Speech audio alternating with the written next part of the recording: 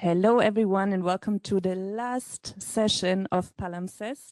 I'm Annalena Amthor from COAL, and I have the honor to be moderating this session. So here we will see all the participants.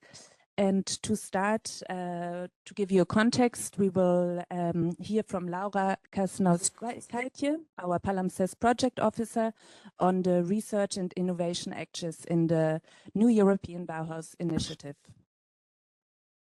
I'm very happy. I wish I was in person, but I'm very pleased to join you today. Also online to this final event of the PALIMPSEST project. So as introduced, my name is Laura Kasnowskaite. I'm a project officer, newly became. I took over towards the very last, towards the end of a project, and I work at the European Research Executive Agency in Brussels in the Unit for Inclusive Society. So as you may know, REA is one of executive agencies of the European Commission, and our main mission is to support EU's research and innovation policy. And the main program that we manage in REA, apart from several others, is Horizon Europe and its different sub-programs. And my unit, I think, has the most interesting sub-program. It manages Cluster 2, culture, creativity, and inclusive society. So it's one of the clusters, one of the sub-programs of Horizon Europe, with its 3 destinations. There is democracy, cultural heritage, and socioeconomic transformations. So we work with a broad portfolio of projects in this field, and PALIMPSEST was funded under the cultural heritage destination, under one of the two dedicated topics to the New European Bauhaus that were launched in the past years, one of 2022, that's for PALIMPSEST, and 2024. And so let me really warmly congratulate the coordinator, Politecnico di Milano, and all the partners for your almost completed inspiring work and your commitment. I really enjoyed watching the video. Video has a power to really capture the moment. So it's a beautiful representation, and I'm curious to see what will be shown and discussed today further. So just to say that PALIMPSEST is a very strong example of how research and innovation can address complex challenges by bringing together cultural heritage, creative practices, and sustainability. I like very much the idea of PALIMPSEST, the layers being rewritten over time. That captures this particularly well.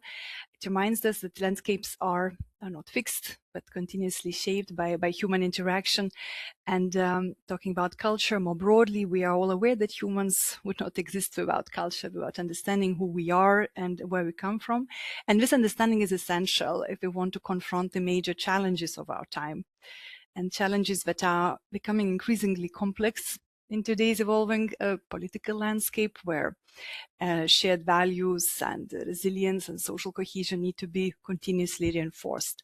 So this is why culture, creativity, cultural heritage are increasingly recognized as key drivers for sustainability and societal resilience. And this shift is also reflected at policy level. In November last year, the European Commission presented the Cultural Compass for Europe, aiming to place culture really at the heart of EU policymaking, with its vision, a Europe for culture and culture for Europe. And it aligns very well, of course, with New European Bauhaus. As you know, it was launched by Ursula von der Leyen back in 2020 as part of the European Green Deal, so-called the soul of European Green Deal. And the European Bauhaus initiative required innovation across sectors. So sometimes it's not maybe super clear, but it's really was not, and it's not supported by a single funding program, but by a combination of EU instruments, including Horizon Europe, which project is funded, also cohesion policy funds, Creative Europe, Erasmus+, the LIFE program, and many maybe others. So within this broader ecosystem of funding instruments, Horizon Europe has played a specific and essential role. It funds research and innovation projects. So they are projects that explore, test, and validate new ideas aligned within Europe and European Bauhaus before they can be scaled up through other instruments. So this was done so far through the so-called mainstreaming approach, that the new European Bauhaus related calls, you can say, were scattered across several clusters of Horizon Europe. Cluster 2, which is my cluster, our units, then also cluster 4, 5, 6, as well as EU missions. So there's different calls supporting New European Bauhaus. And cluster 2 specifically has had a particularly important role in this context. This is not surprising because the New European Bauhaus is at its core a cultural project for Europe, bridging culture and science, art, and technology. So as I was mentioning, there were 2 dedicated calls under cluster 2 that have addressed the European Bauhaus. The first, under which PALIMPSEST was funded, was focusing on shaping greener and fairer ways of life through architecture, design, and the arts, with strong emphasis on collaboration and co-creation. There was another call in 2024, the more recent, which supported innovation actions that test and demonstrate solutions in real-life context with strong involvement of communities and a focus of impact and scalability. And the NEB initiative, the European Bauhaus initiative, has been evolving further through several adopted documents. On 16 December 2025, the last one, the European Commission presented its plans for the future of the European Bauhaus as part of the European Affordable Housing Plan. If you have heard it, so, and the communication New European Bauhaus from the vision to implementation, together with a proposal for a council recommendation. And it sets out key actions to scale up the initiative and strengthen its role as a driver of a clean transition and innovation. By the way, it's not by chance we say clean instead of green. It's this a bit pragmatic approach, perhaps less bold, that the Commission is adopting to adapt to changing reality. So with this, perhaps you have heard, there was a creation of the NEB facility for 2025-2027. So this is a dedicated instrument to finance just new European Bauhaus projects. And the focus again is now clearly on implementation and scaling up, but also research. We don't have concrete calls under cluster 2 supporting New European Bauhaus directly. But so in this context, research and innovation remains a key pillar in this new phase, ensuring that solutions that are discovered are evidence-based, tested, and adaptable across contexts. And when we talk what is specific to research and innovation projects, apart from other, is first of all collaborative research, bringing together disciplines that was already mentioned in the beginning. Interdisciplinarity is very important, also different sectors and communities. So these the partnerships that you have built with your project and the knowledge that you generated, it really contributes to the broader European effort. Another important question, which in Horizon Europe we always raise, is the legacy of a project. It's very important, the impact. What is left after the project is over? How can we ensure that key resources that have been developed continue to be available and inspire further sustainability work? So further impact is very much emphasized. And in this context, there are new opportunities that are emerging. Perhaps something for the audience is interesting. If you haven't heard, important initiative that is upcoming under cluster 2, it's European Partnership for Resilient Cultural Heritage, which will bring together member states, researchers, and stakeholders to jointly develop long-term research innovation agenda. It's not specifically focusing on European Bauhaus, but cultural heritage. And it aims to strengthen the preservation of cultural heritage, while also contributing to climate neutrality by combining traditional knowledge with innovative solutions and reinforcing collaboration across Europe.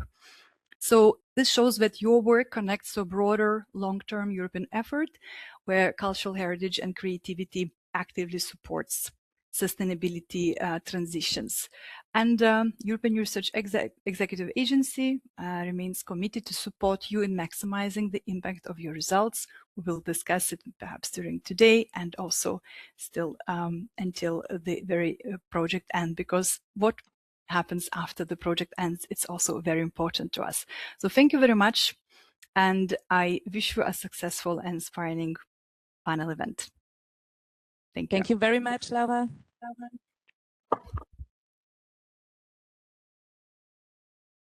Now I'm very happy to introduce to you Grazia Concilio, the Palimpsest coordinator from Politecnico di Milano, with a very light question. What is Palimpsest, Grazia?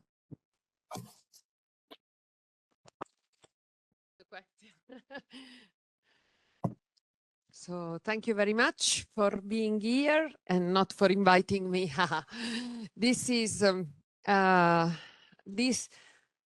okay, we were dreaming a lot while writing this project, and the list of partners that you see on this board has accepted to share the adventure with us, because the idea to put around the same table, working together, scientists, technical professionals, and creative professionals, after the project, I have to say, was a real challenge, much bigger as per the coordination effort than, you know, launching a challenge from a context and finding those who think they can give something, but working together when languages need to be shared, when perspectives need to be shared, when even needs from different subjects needed to converge somehow. Well, this was Palimpsest, and in this respect, for sharing the adventure and for the commitment that all the partners have put in place during these 3 years, I really am grateful to each single person who did put one finger or the entire body and mind in this project. But I needed to spend just one word for a person. This is the only name I will do, because the rest of the name you will see throughout the day. And this is for Talita Medina. I have to thank her a lot, because without Talita, who is a shadow, has been an incredible operational shadow. Oh, come on. She's an incredible, you know, operational shadow. You see the shadow of yourself moving around in a different dynamics than the one you do. And she was very precious. And as she usually is very silent, then it's difficult that she appears as a protagonist. So this is the only name I will do today. What about Palimpsest? So Corbeau told us that land should be looked at as a palimpsest. And in a sense, this intuition, this incredible intuition was well and better eventually explained by Secchi in 1908, because he was referring to territories as a stratified archive of objects, signs, meanings, and this come out as a landscape. So this is what Palimpsest took as a reference in the proposal for this call, talking about cultural heritage. thinking of landscape as an archive of cultural, identitarian, environmental, societal practices, which are continuously writing our contexts, which are not only physical ones, but incredible, visible results of this continuous rewriting in the context and what we interact with in our context. This has been the leitmotiv for us, and this has been in our back mind, in the front of our mind, in the center of our mind throughout our work, where three, let's say, important pillars have been interacting throughout our work, as it can be intuited from the call that we have answered to, and also considering the kind of call we were trying to target. Sustainability has been considered an horizon, something that cannot be avoided, and this is in every societal and collective dynamics, in a sense. An horizon is there. As per the concept that we have adopted, we made reference to everyday practices in our context, and the third pillar is related to creative action, and these three pillars have played with other dimensions in each context, and obviously with let's say an approach of for the work that we have carried out, that as I said at the beginning, put together co-creation processes among these very different subjects, local resources, and which are not only let's say physical resources or heritage resources, human resources, cultural resources, memories, identities, specific needs coming from contexts, and also an important reflection on economic sustainability of this, let's say, tech sector, which is somehow a fragile one in a sense. We started from the strong hypothesis that the collaboration with the creative agents, with the artists, with the designers, with architects, can generate opportunities for what was defined by Proust as a gentle revolution, and that this kind of contribution can help us to break through constraints of habit and inertia.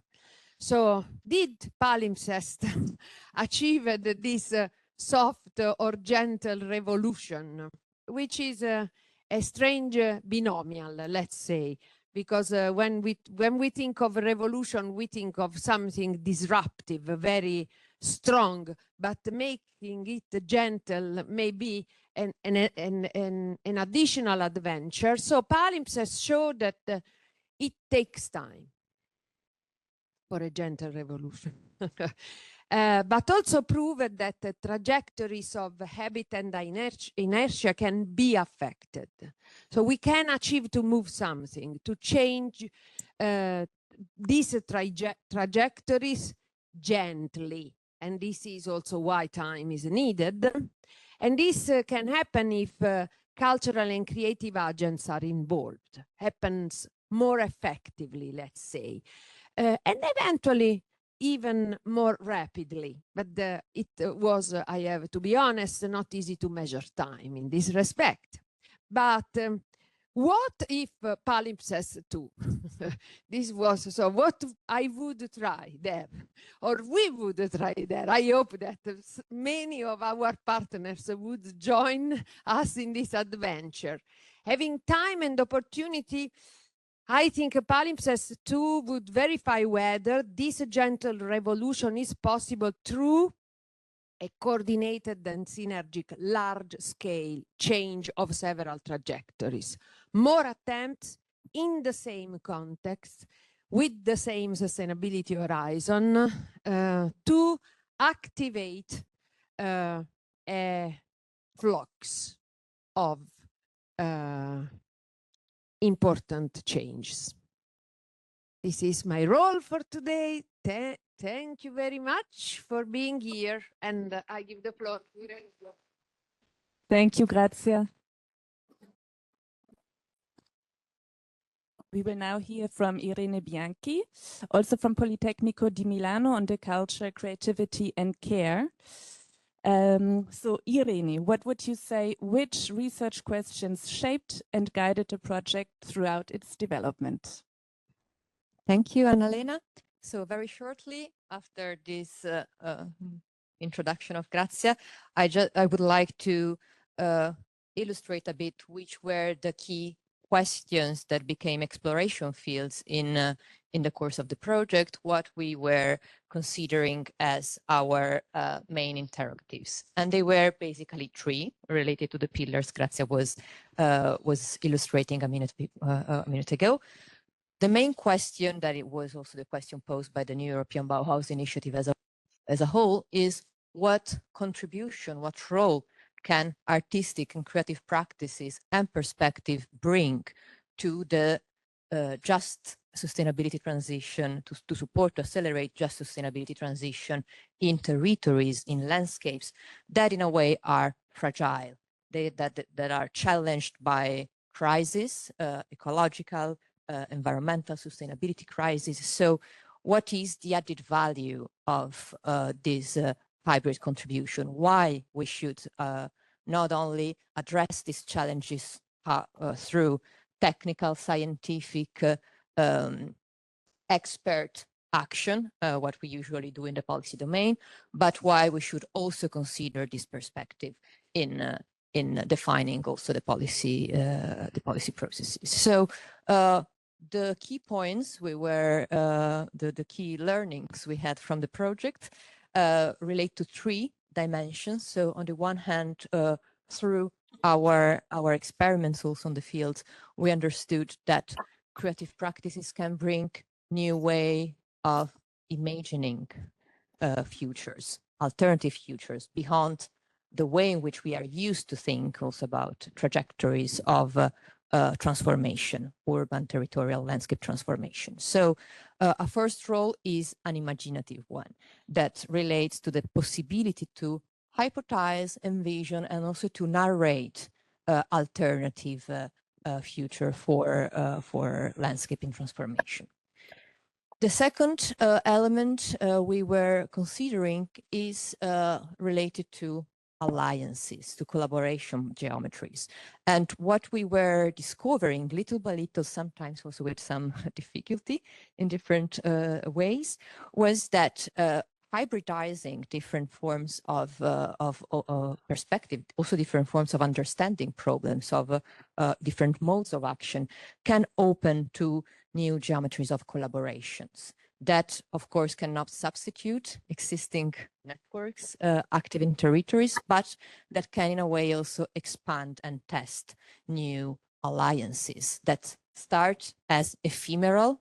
Of course, alliances related to the time span of a project like ours, which as a 3 years research project has a defined time space, but that might put the seeds for longer collaboration in the time. And the third one, and Nicola Morelli will explain us better what we mean with this later, is that we think that artistic and creative practices within this context can help us hack practices that we use to manage places, to use places. They can, in a way, challenge routines and habits, not in a provocative way, but sometimes also in line with the Gentle Revolution mentioned before, reconnecting dimensions that sometimes are lost. No, in a way, one of the points of the beginning of the project was the need to reconnect with this wisdom that sometimes in the contemporary modes of action and of management is lost on the way. The second, being this a research project also, the second question we had was more methodological, and it was about what kind of methodological approaches and tools and metrics can open to research and action pathways that move beyond organizational silos in the public spheres, but also across disciplinary silos that are the ones around which academia and also public administration are structured. What the notes we had, the learnings we had, are related on the one hand on the need to find an equilibrium between structure and open-ended collaborative paths. So to us, it was really important to have, of course, a structure to follow, so a methodology. In our case, it was a co-creation experiment, but of course, there can be different also shapes of collaboration that can be tested, and the dialogue with other projects we will have in the second round will tell us something about this. But the point was also to give some room for surprise and for unexpected, and to be open to failure in some ways, and to be ready to adapt, to start with predefined results. The second, that was really specific in some contexts, was to find also ways to experiment that are place sensitive in the meaning of recognizing place specific needs, and also the impact that global transition phenomena are producing in territories, but in the same way being non-localist. So to avoiding perspective and to finding way to put in dialogue global challenges and place-specific impacts. So the broader dimension of the sustainability challenge with their operative implementation. And finally, one point it was very important to us was to find evaluation frameworks and metrics that are sensitive to different forms and kinds and dimension of values. So not only economic value, not only cultural value, not only identity, but finding ways and tools, evaluation tools that allow us to capture and to be sensitive to different dimension of the value these processes can bring in the territories. And finally, a reflection that goes a bit in the direction of the legacy of the project was which are the conditions that allow pathways like the one we were experimenting over the last 3 years to root, to scale deep, so to root in specific context and to leave something once we will leave Jerez de la Frontera, once we will leave Uch, once we will leave Milan. We will not personally, but I hope. But the point is which are the conditions that are allowed to root in specific context. So a first cross-cutting dynamics that also Gaetan from Gaetan and Mice was referring to in her practice was a disposition to care and reciprocity in dealing with spatial and social relations. So trying to not only ask ourselves what this experiment can give to us, but also what are we giving back, and also to cultivate this dimension within the experiment we are carrying out on the ground. The second element that in synthesis was really important was to identify practices that can open common grounds between people that have different perspective, different ways of understanding, different habits, different routines, different way of conceptualizing what work is, so that in our lexicon, it means to find practices that work as boundary object in the construction of this experimentation. You will see, for example, in the case of Jerez, we work with ceramics, and the work with ceramics allowed to bring together students, experts, artists, public administration, scientists. So converging on a reflection that was shared, but starting from very different dimension.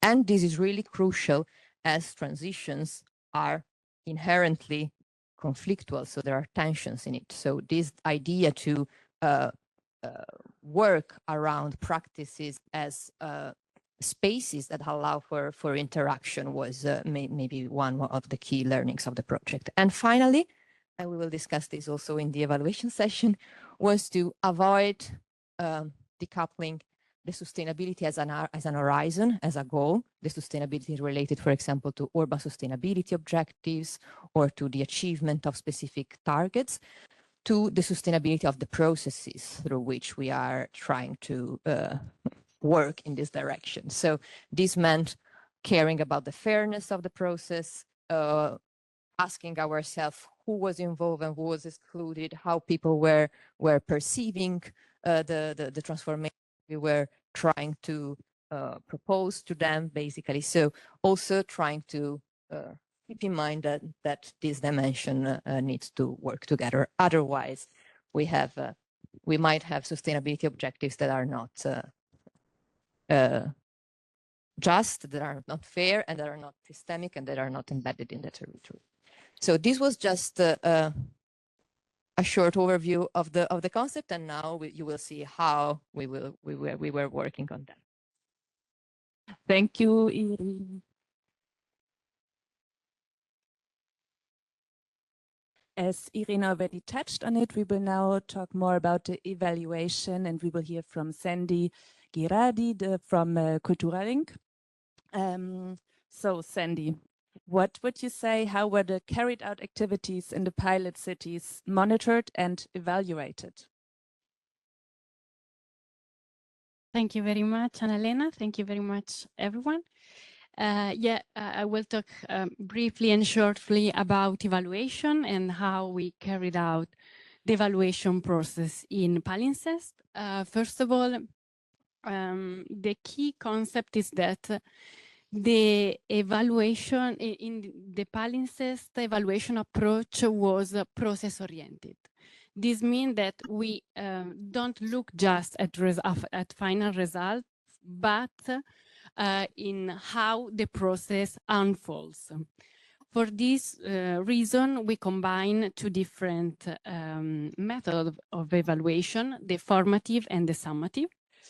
The formative look at the project itself, the process itself, mean how the dynamics works in the process, what was happening along the way, which were the key moments and the critical moment in the process, and also to the summative evaluation focus and looks more to impacts and outputs of the project, and also their replicability and scalability potential. The evaluation approach also is grounded in the path through impact perspective.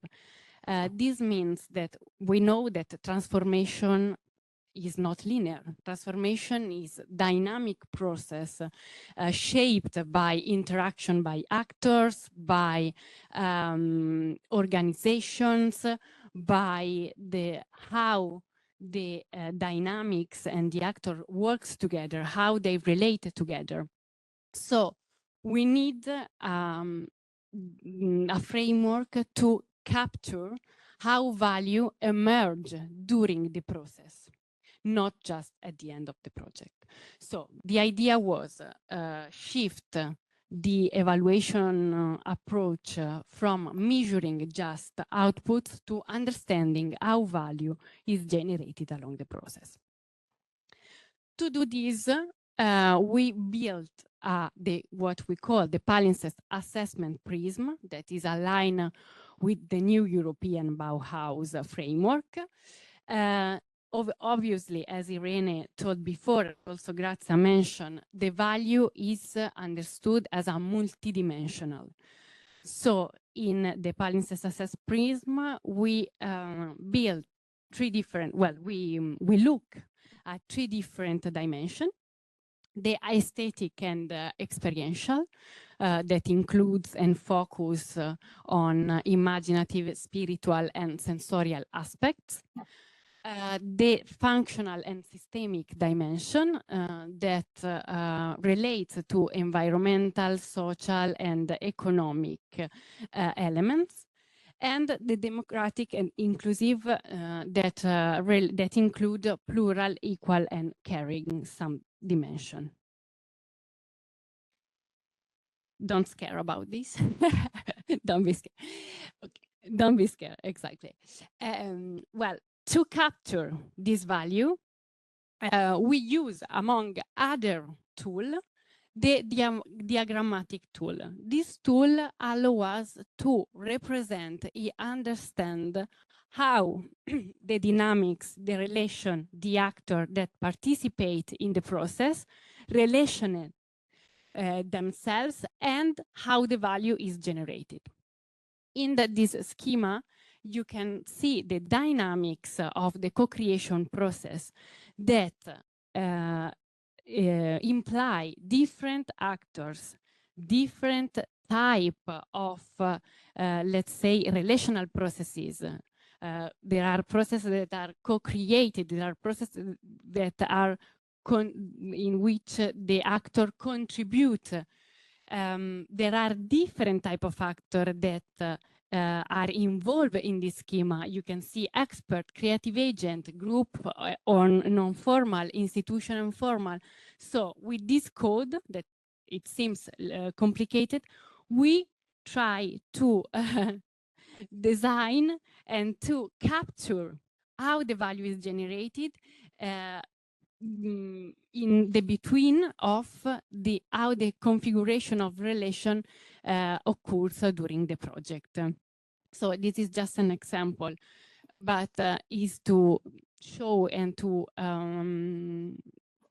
demonstrate how with this tool we can try to capture this type of co-creative processes that are really dynamics and depend on a lot of factors, a lot of different actors, a lot of different relation, and these produce a different type of value. So this is just an example of the Jerez pilot, but I think it's useful to understand the complexity of the co-creational process.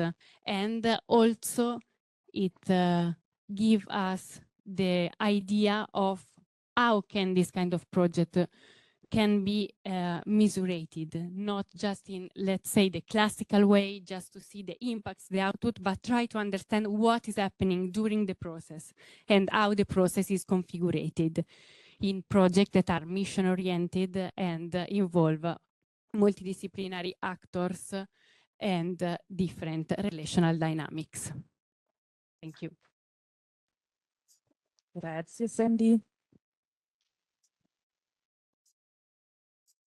And before we will hear from each pilot, we will have an overview from Nicola Morelli from Aalborg University with the question, how did the co-creation process evolve through the carried out activities in the pilot cities?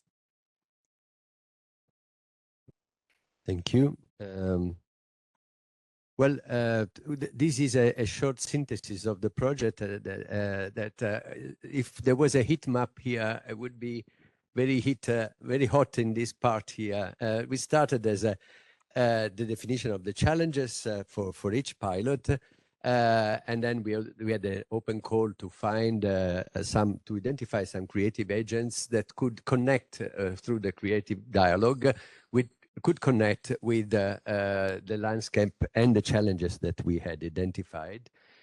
And then we had the intense part, when Irene was saying was long and intense. The intense part is those 2 cycles of residential workshops in which we had developed the idea and we planned some prototyping, because we work by prototyping.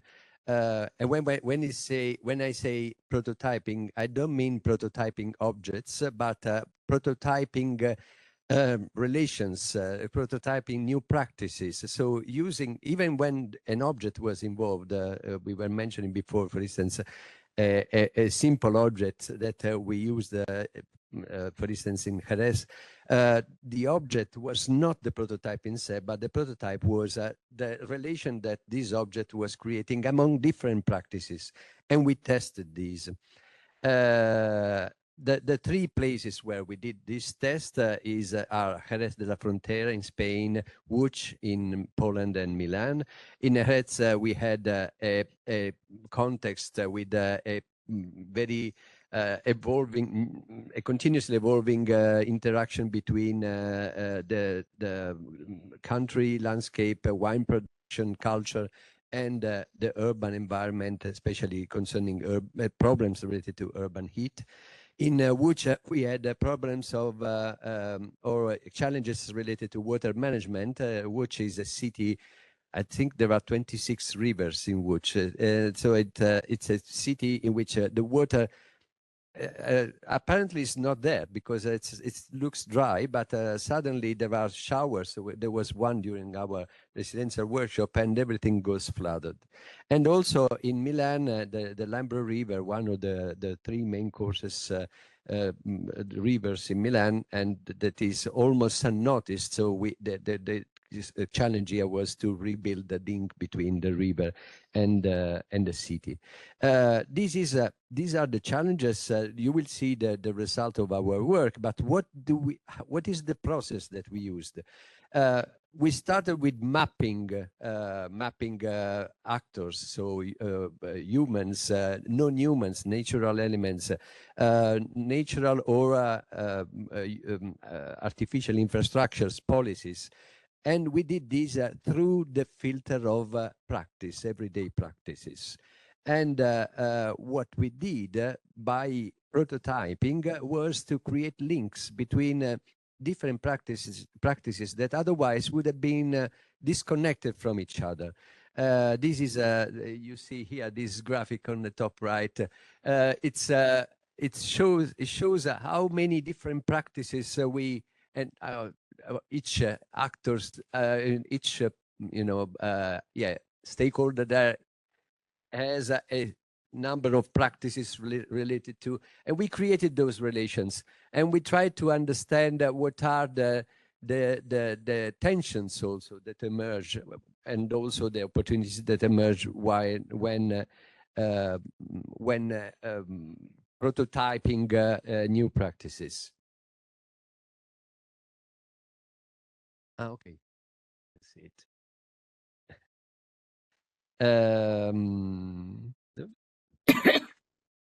Okay. Is it? Yes. So what we learned was how to consider a landscape as a generative context in which that emerged through stories, through narratives, through old narratives, or through new narratives that we created through these prototyping activities. So we worked through those systemic prototyping. The prototypes were either introducing new practices or simply hacking existing practices related to the cultivation of vine, related to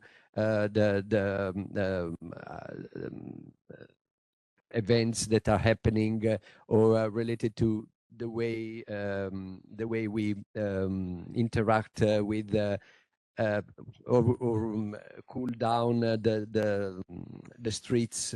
So there were practices that somehow were existing, and we modified, or we added new ones. And by doing this, we generated some narratives that became the backbone for new services, and we created the relational value. This is a sort of one of the values that we created, that was probably a pre-value, was the value of creating relation, not only the natural relation that we can create when we generate new services, so new interactions, but also a value that links those different practices through the landscape-related narratives. So the narrative that emerged from the landscape is suggesting new stories, and those new stories put people in relation to each other or practices in relation to each other. And these all started from the creative action. The creative agent that entered into the context interpreted some key elements of the context, and through the interaction and also the very important role of the curators, because the curators were actually making sure that this coordination in the landscape was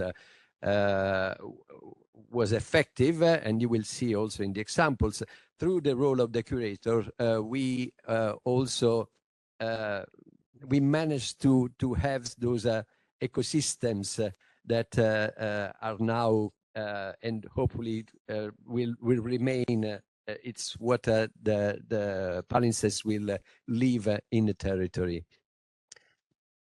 Thank you. Grazie, Nicola. Now we will go to each pilot, starting with a very short video of what has been done. And we will start with Jerez. This is only the trailer, so if anybody's interested in our YouTube channel, there's also the longer version. Si el cambio climático va avanzando y nunca llega el frío, pues a lo mejor nunca nos reunimos a cantar. Usar la parra como método bioclimático para la ciudad es maravilloso, es un símbolo de nuestra ciudad. Desde el carrizo hasta la orza, hasta la tela, hasta los hilos, todo eso a mano, que tiene un valor simbólico muy grande. En un solo elemento se puede tener un despliegue muy grande de entendimiento del lugar, del territorio en el cual estamos ahora.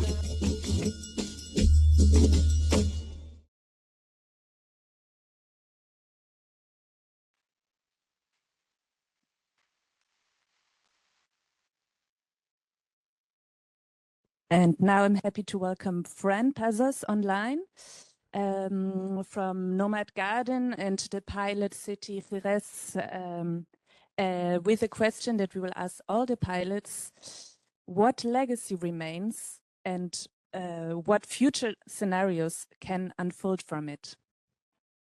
Fran, are you here? Yeah. Hi, everyone from the south of Spain. Can you hear me?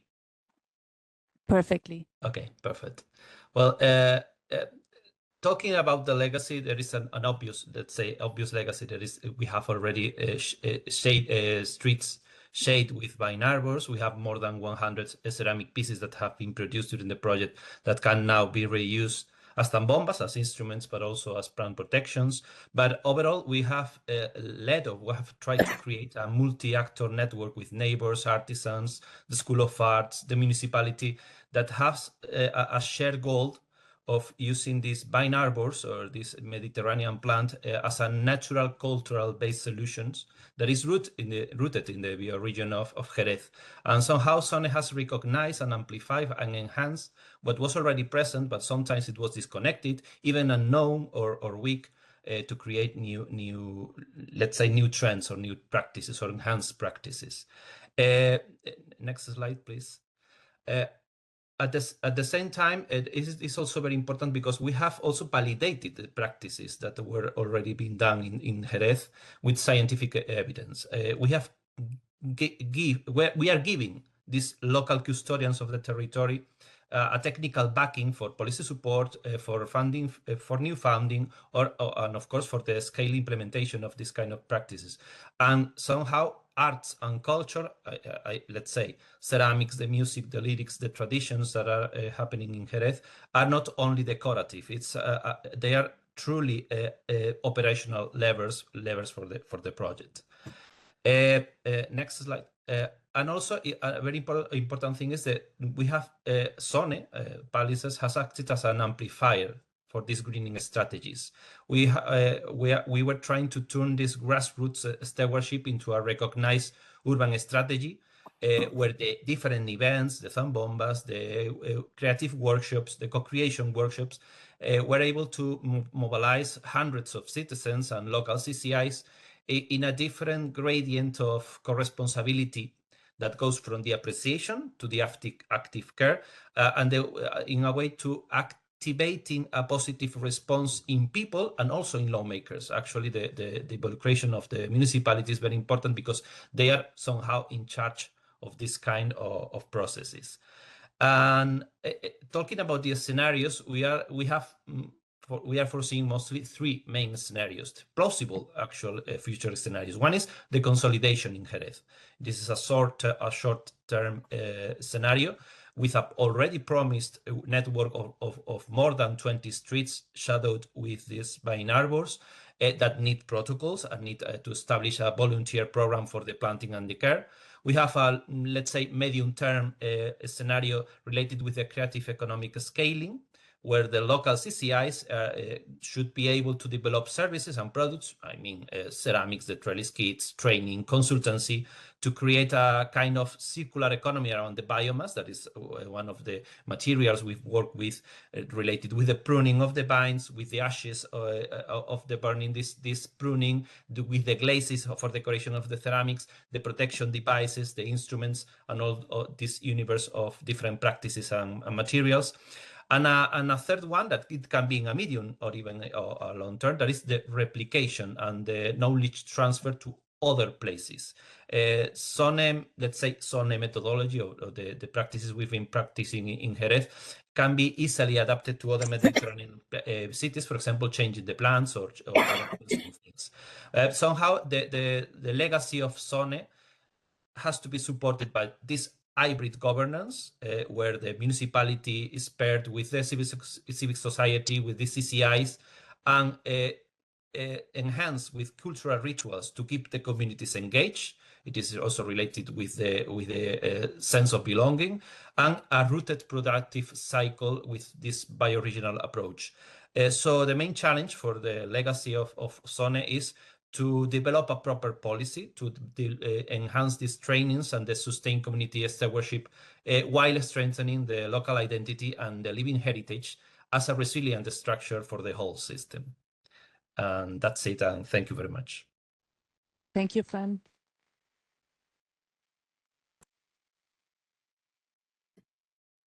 Now we will see a few impressions from the pilot city Łódź in Poland.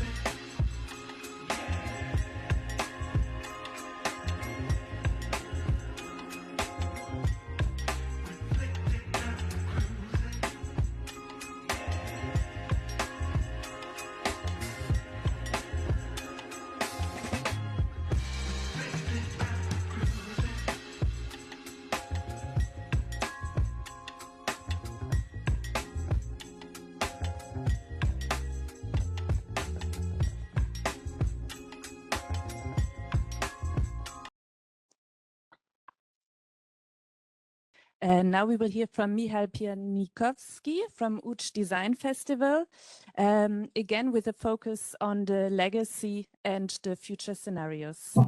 Hello, Michał, who's also online with us. Yes. Hello, can you hear me? Perfectly. So I think that the most important legacy for this project is like the idea that connecting creative actors,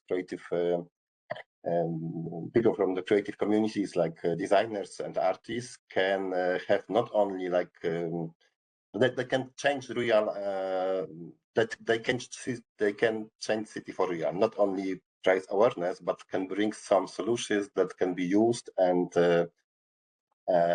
developed not only in Łódź but also in other cities. So in our case, we already have like few projects in the city.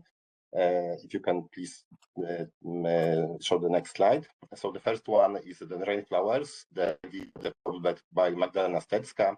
It's like the small vessel that it's digging in the ground and can collect water and then slowly release it to the ground and make the soil more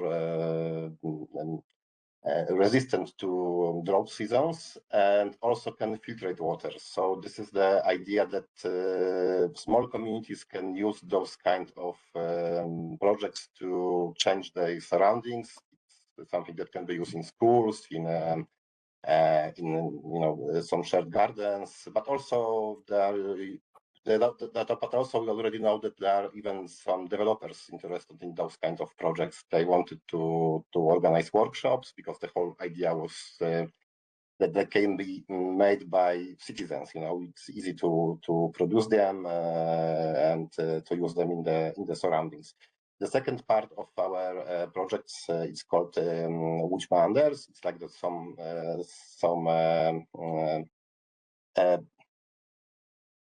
how to call those instruments that can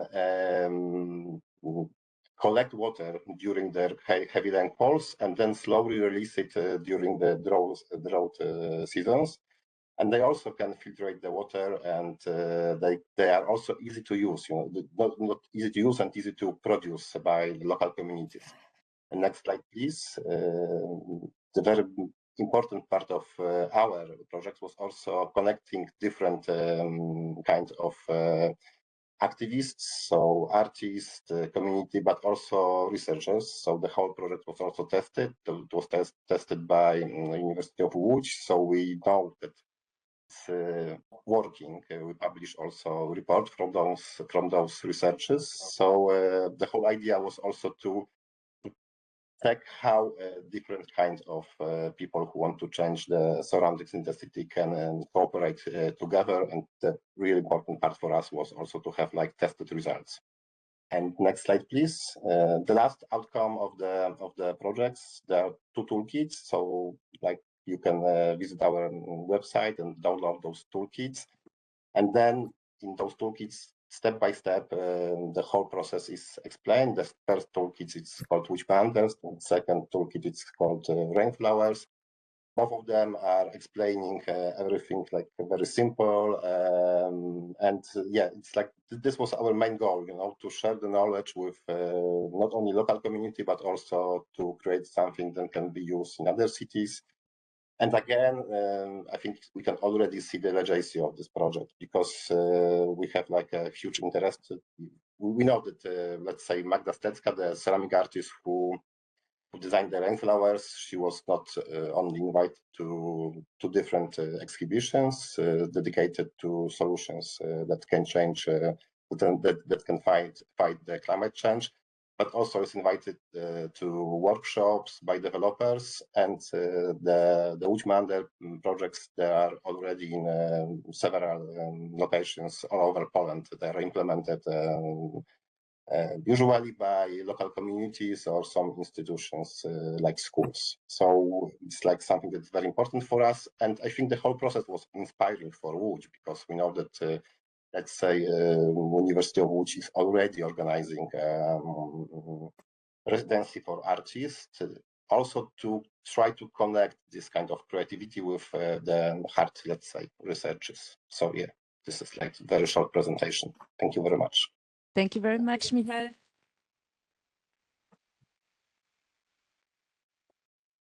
And now we will show you a shortened version again of the pilot Milan.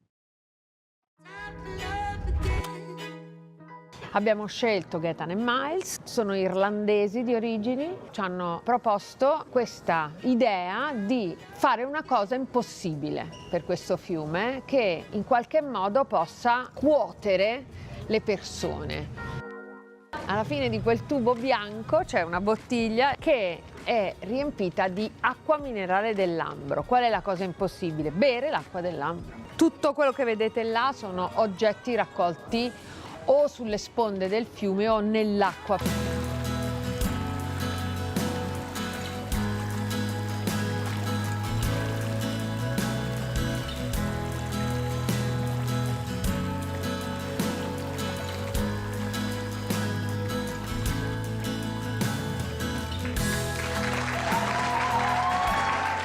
If we can make the water of the Lambro something that nourishes us, maybe we can nourish the Lambro more. Thanks to all the amazing team who allowed us to make this happen. It's not Gethin and Miles, it's loads of other people. So thank you for your energy and support.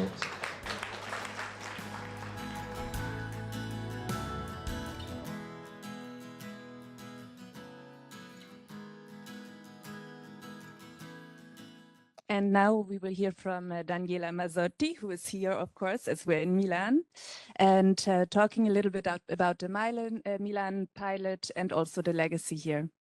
Thank you. Thank you, everybody. I think that the first legacy is for sure the result of the art craft that we have, like the Aqualambro machine and objects that can allow us to organize a sort of meeting and tour of the machine to meet people, meet community around the topic of the presence of the river in the urban area. And we are planning in the river contract this tour, and to also to try to make a sort of disruptive talking about the topic and the problem related to the river. And we had the Immachinarium process that starts from the concept of the machine of the Aqualambro that the creative agents had made that allowed us to involve the association, civil association that always work with the arts and people, but in a very different way, try to have some products that can meet school in some cases or other topic related. We had a sort of work related to the identity and the memory that the Lambro can take care, bring and transform from the past to the future, made by the Lambro Lucente Association, which is a regional observatory of the landscape, and also with the Legambiente Monza, which that is an environment association. We had an experiment in an area that will disappear because the transformation, because some transformations of the banks of the river are planned, but the importance, the cultural value related to this area for the citizen in the town opened a sort of new design and plan with the IPO, which is the manager of the safety in the related to the river, to try to have a new project for a bridge that can allow to use this small part of the territory, this small island, when it's not flooded. So we had a new proposal for a project to maintain this small part dedicated to the nature and to allow the people to meet the nature and meet the river directly. And we manage also a topic related to the food and agriculture with the Cascina Biblioteca, which is a sort of social cooperative. Related to the agriculture, very interesting that open a team reflection related to the practices, agricultural practices in the urban area, and the role and the value of different practices in the urban area. What you see is the marchite, which is an old ancient kind of use the agriculture and the territory for to produce for the production of food for animals. So this open that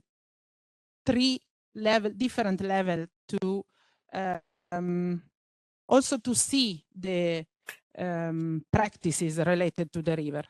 And we have as another legacy the Lambrogino Award. We have in Milan a very famous Ambrogino d'Oro, which is a civil prize. And with the name, we had a simple joke with the name. We call Lambrogino Award, that allowed us to recognize interesting and successful project for a more sustainable approach to the relation between the river and the territory. We had a lot of proposal for the candidature, art projects as a technical project, and the first edition was in the 2026, and we have planned to have one edition each year. And I think that a very interesting thing is that the creative agents that work and that win the first edition will be involved in the next one to maintain this relation between the topic of the projects and the creative development inspiration. This is a very complex scheme of work, but the idea is to launch an open call for the project to be designed with the award, but also to the creative agent to develop the physical Lambrogino Prize related to the topic that was experimented. So we think that this is very interesting. Everybody, when met the idea, immediately are very happy to join us in this proposal, because it seems to open a sort of light on action that usually we can't see, or we see as very specific and technical action, but can allow to open different thought related to a sort of impossible way of approach the issue related to the river. But I think that most important legacy is the we are ERSAF maybe and IPO, that are technical body related to the management of the questions around the river. We are very affected by the creative agent and change of view, and the art work and the creative action was a very in the center of some discussion also with the Lombardy region, and will be a new action in the river contract program of action. So we have opened a new path to involve a creative solution as the technical one for tackle the problem related to the relation through the river and the city. So I think that is the more important question that we achieve from this PALIMPSEST experimentation. I'm very happy because we realized the dream that we have at the beginning to make something different and to change our perspective. I think that is the most important legacy. Thank you. Grazie. As you can tell, a lot has been happening and will come from it. And to give you a sort of short overview, I will ask Sanna Lehtinen here from Aalto University. Thank you, Anna-Lena. Hello to everyone. In my closing remarks, I decided to focus on something that I identified as the core legacy of the whole project of PALIMPSEST. And in my capacity as a member of the advisory board, I feel that we have to see how the whole process has been going. So what was the starting points for PALIMPSEST? In the first place, it was meant to treat places as these layered tapestries of natural, cultural, and social histories. So the very idea of PALIMPSEST that we have just heard today, the very concept is very intriguingly linking all these different layers together. And then the goal was to use this layered reading as the basis for regenerative transformation, something that would set in motion an ongoing process and would also show way for future projects with similar goals and objectives. And the starting point was also to unlock the latent potential through these very interesting, intriguing art science co-creations and in collaboration with local communities. How the processes then went forward, I feel that these 3 years is in a way a very long time, but then again, it felt that we only just started, so the time has also gone very fast, and the temporality is an interesting thing in relation to a project of this scale and scope.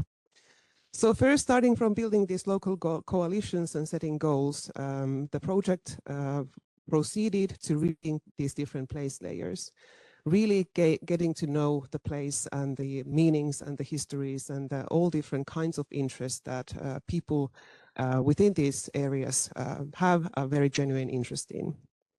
And then the process proceeded to co-creation through labs and calls. There was a moment of prototyping and implementing small demos, and then throughout the process, the incentive was to monitor, to iterate, and to publish an open toolkit to really see that these insights gain momentum and will be brought towards the future. So as the core legacy, I think throughout the whole PALIMPSEST in all these 3 different iterations, we can see that a transferable open place-based co-creation methodology has been created and tested and put into motion.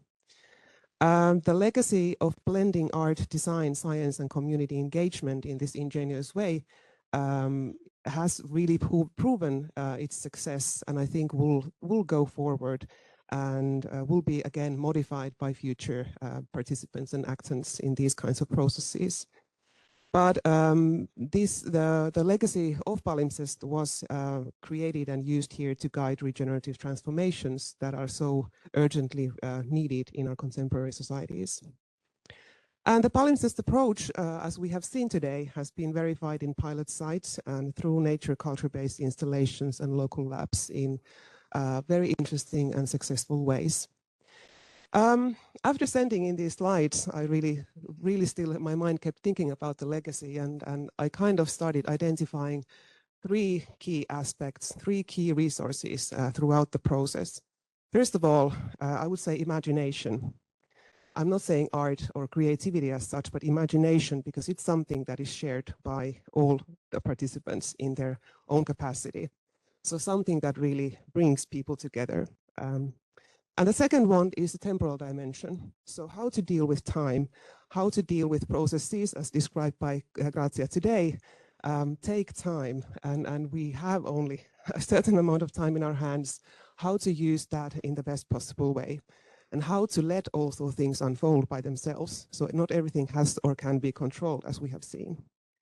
But the third resource in this process, which I see as the main legacy and main learning for myself personally, has been people. How to enable, how to encourage, how to really see that people come together, communicate, collaborate, how to get the best out of people and these collaborations, and how to put this in motion also for the future versions of these kinds of projects.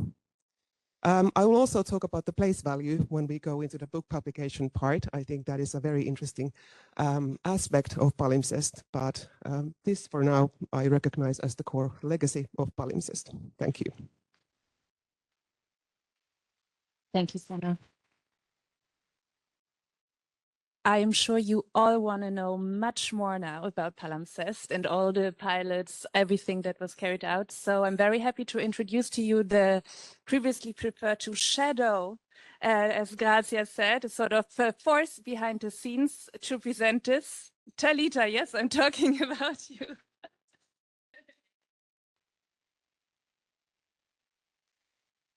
Hi. So I wrap up some outputs and outcomes. I lost Gracia's homage, so I'm sorry.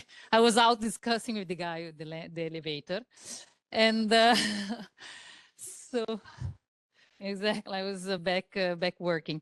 So this is the last 3 slides, just to have record what we left, which is more tangible and visible, so you can follow some of the activities and more information about palimpsest. So we have our YouTube channel where you have a series of interview with experts. So that actually was also before the elaboration of the book that will be launched on the afternoon. So there is the genesis, let's say, of the questions of the book that will be launching later. We have also some overview, the videos about the activities in the pilots and so on. So there is a lot of material that worth the view. And then we have 3 publications that are actually ready. And as I said, the first book, Escapes in Trouble and Landscape in Action, will be launched in the afternoon with a roundtable. The second one, so I have right here just to be registered. And the next one, so it's the really overview methodological and the activities in the pilot, that the handbook of palimpsest that will be launched by the end of May probably. And we have the zone catalog, which was made by our colleagues in Jerez de la Frontera, so made by Nomad Garden and Stella Julian, and they all open access. So this is already online. The other ones will be online in Planum, the editorial that the publisher of Politecnico di Milano. So, and as I said, open access. And we're going to have also the next publications that are in the oven right now. So culture and creativity for urban sustainability and transformative capacity of cultural and creative initiatives. So that we are now making it. And then we will put the QR code for our site where you can have more information when they come out. And another legacy of palimpsest was the repository, which we discuss a lot, this repository, but for us it's a matching, let's say, place where we imagine where municipalities or some public entities could launch a call landscape with the landscape approach. So imagine creativity and culture to deal with some environmental challenges. So it's a place where people can meet and can have an overview of open calls that are going on, and also the work of the artists that deals with environmental challenges and in cultural, in creative ways. So here it is. And the last is that palimpsest will be in the NEB fair this year. And we are going as a cluster with 10 other projects. NEB always inside the NEB umbrella initiatives, of course, because we're in the NEB festival. So we have also right here our colleagues from ERICTACT that will be there with us as part of, we call it this cluster, the 10 projects cluster a Nebule. And we'll be there in June. And thank you. Thank all of you for staying here with us in person. Thank the people who connected online. This was the final, let's say, this was the final Unconference series. There were other Unconference that are recorded and that are on the page on the website Tarita showed before. So you want to close? Thank you very much. And for the one who stay in 15 minutes after the coffee, we will have a shared reflection on the policy implication of this kind of project for in terms of legacy also. Thank you and see you soon. Thank you. Thanks and have a good evening, afternoon. Thank you, everyone. Ciao.